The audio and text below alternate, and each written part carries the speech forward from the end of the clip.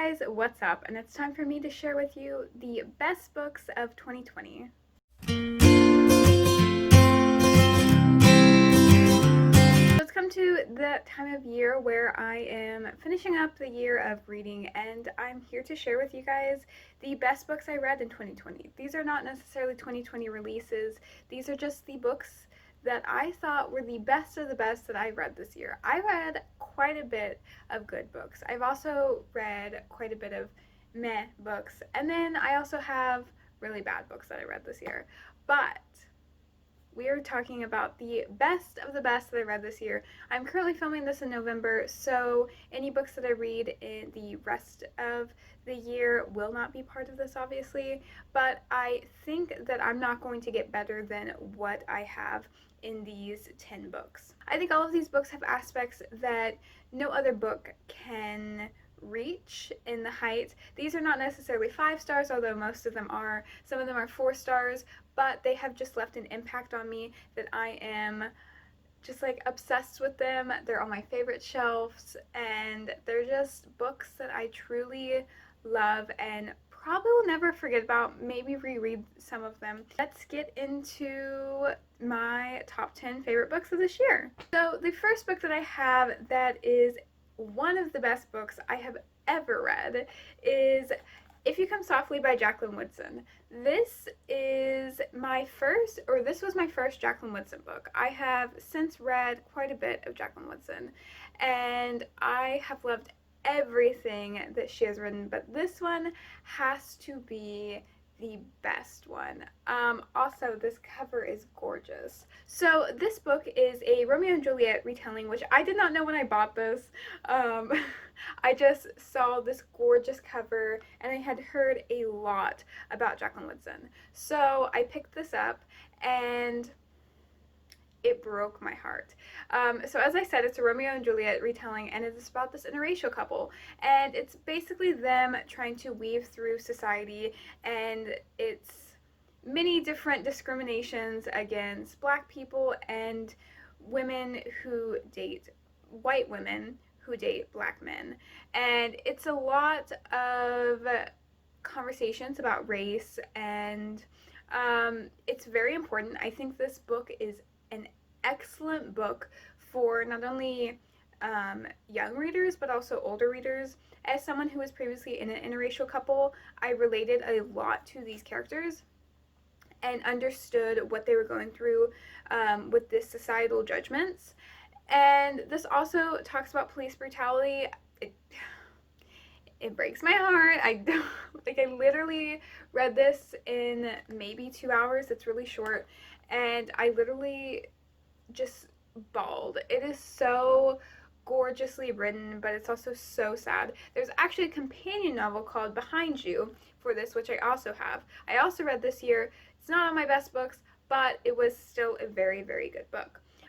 That book is a look into the aftermath of what happens in this book, and also gives you more intel on some of the side characters on here.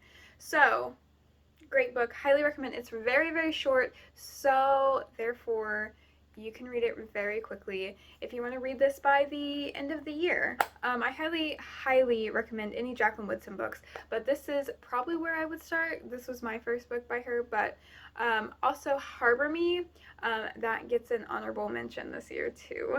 Harbor Me is also a wonderful book, I think, to start with her books. The next book that is on my best books of 2020 is Monday's Not Coming by Tiffany D. Jackson. I could have put all of Tiffany D. Jackson's books on here. I put 2 of them because I read 3 out of the 4 that she has released. I will talk about the other one in just a second, but I gave this book 5 stars as well. I don't know if I mentioned, but I gave If You Come Softly 5 stars. All 3 of Tiffany D. Jackson's books that I read this year have been mysteries, and they are very well done. They are considered YA, and I do see where the YA comes into play, but I really love YA, and YA thrillers have really been a standout this year. And I read this back in, I think, I finished it in March, but I started it in February, and it is just so brilliant. It's, I just don't know how to explain her books because they're just something you have to experience, I guess. Um, they are just absolutely gorgeous, gorgeously written, a gorgeous story in all of her books, and they are very fast to get through. Even though they're like 400 pages, they are like, they get me out of my slumps so quickly because I just read them within like 2 to 3 days. So this book is about Claudia and her friend Monday. Claudia has just come back from a summer with her grandparents, I believe, and she comes back and she hasn't heard from Monday, and they usually send back letters, and she hasn't heard from her in a while. And so she starts to get worried. Her parents say, well, she'll probably be at school. As school begins to arrive and school starts to be in session, Monday and her siblings are still not there. So Claudia is trying to figure out why Monday is not coming to school, why she is not coming anywhere, like she's not texting her back, she's not calling her. So Claudia goes on a little adventure and tries to figure out where is Monday. There's a lot of twists and turns in this. I really was not expecting this ending. I'm just forewarning you, it is very, very, very sad. This book is so emotional throughout, and it just like floods through at the end. Like there's just so much emotion built up, and it's crazy. There's lots of talk about race, abuse, and just a bunch of talking about growing up as a girl as well. And yeah.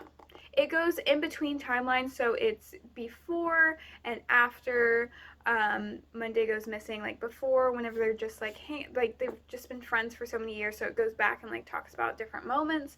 And then after is whenever Monday is missing.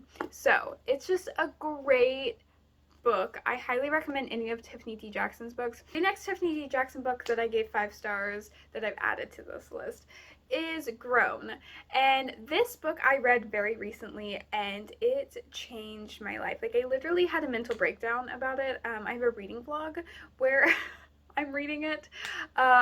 So I literally had a mental breakdown because this book is so emotional.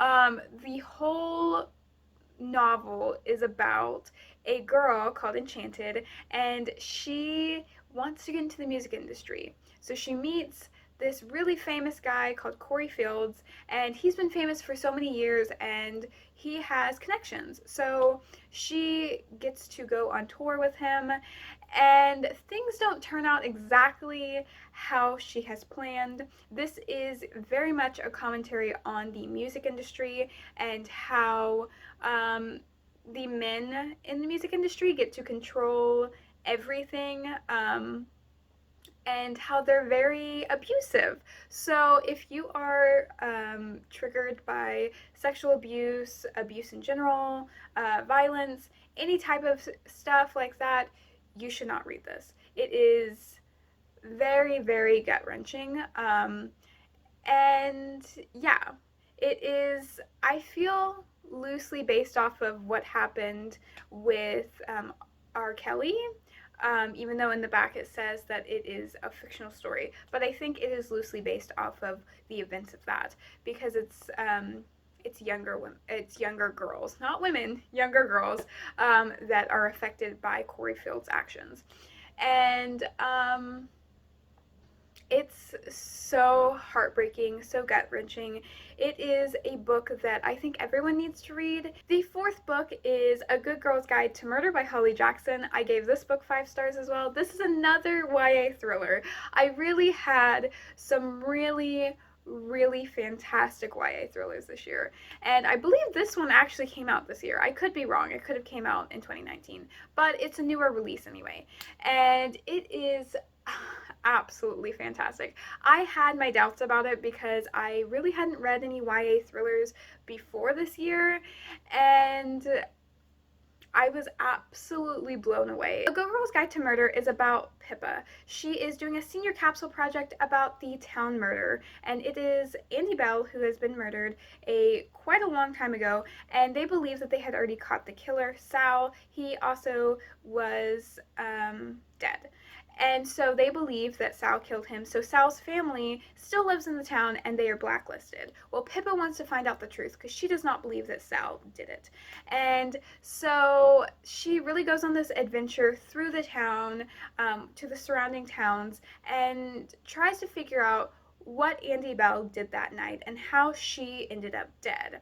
And it's just a wonderful adventure. This is also a very, very quick read. It's so crazy, and it's also very believable. I know that the second one is coming out, but I think it's based on a different murder, because they do end up solving this one at the end.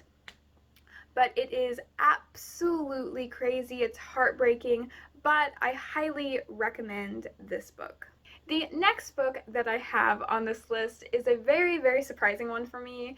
I did not think I was going to love this as much as I did. I did end up giving this 5 stars. It is Ugly Love by Colleen Hoover. I know Colleen Hoover is very, very controversial. Some people love her, some people hate her, but I don't know. I've read 2 books by her with very differing opinions between the two. It's not quite truly a romance. It is filled with a lot of questions and a lot of thriller-esque feelings through this whole book. I really wanted to understand Miles as a person because I was really confused by him and he was very irritating to me. When you figure out what has happened to Miles, you feel a little less hatred towards him, but none of the actions that he did were acceptable. But Tate is a very interesting character as well, and I just really, really love this. It is super sexy, so if you don't like that, do not read this book. But I do recommend this book just because it is very interesting. It does change in perspective. Tate is the current perspective, and then whenever it goes back to Miles, it's like 6 years later, and we're slowly uncovering what went on with his love life then. It's really, really oh my god, it's so good. And when I picked this up, I literally was picking it up because I had it on my shelf for way too long, so I was like, let me just read it so that I can get it off of my shelf, and I ended up really, really loving it. The next book that I am putting on this Best Books of 2020 list is Into the Water by Paula Hawkins. You may know Paula Hawkins from Girl on the Train, but that book is nothing. It is so bad. I had to DNF that book this year. But this book, Into the Water, deserves so much more praise. It is a thriller, and it is about women who have really been tortured and blacklisted by men in this town. And it is gorgeous. They're being led to the water by men in many different aspects. It is absolutely amazing. It does have a slow start. That is why I gave it 4 stars, because I did stop reading this. I set it down for a while. I picked up the audiobook because I just wanted to finish it, and I flew through it. I was following along the whole time, and I really think that the audiobook helped me. I think the audiobook is fantastic, so if you are wanting to read this, I highly recommend the audiobook because it is amazing. It really lets you delve into this town more and each of the characters because it does have multiple perspectives. It's really a book about how men treat women and how it affects their lives and their death. I highly recommend it. It's absolutely incredible. I don't want to give too much away because it is a thriller and there's no like contemporary aspects to it. It is literally just a thriller. But if you're going to choose to pick up a Paula Hawkins book, I highly recommend doing this one instead of The Girl on the Train. The Girl on the Train is very boring through the whole thing, even though I did DNF it at like 100 pages. But I highly recommend this, and I do recommend that you read it through audiobook. The next book is Long Way Down by Jason Reynolds. This book also got 4 stars just because it's quite short, but this is a book that has impacted me so much. This is a book about a guy who has just lost his brother, I believe it was his brother, to gun violence. And so he is wanting to he wants to get back at the people who killed him. So he is going down this elevator, and the whole story takes place in the elevator, and it's just him going through a bunch of people that he has lost in his life. It's him getting advice from them. It's people he's known, it's people he's not too sure he knows or not, and it is absolutely wonderful. It's a very quick read, and I highly recommend. They also have created a graphic novel of it if you prefer graphic novels. So either one. I haven't read the graphic novel, but I assume it's just as good because it's the same thing but with pictures, which I think will be very, very well done, just because it is a very imaginative type of book.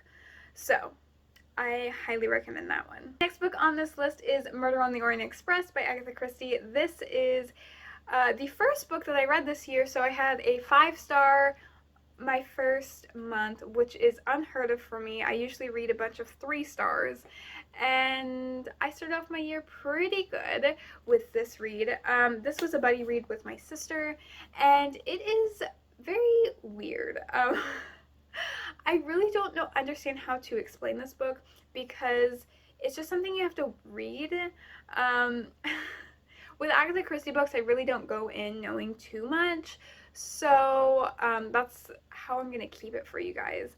But this book is crazy. It is obviously a cozy little mystery, and it is slow, I will mind you of that.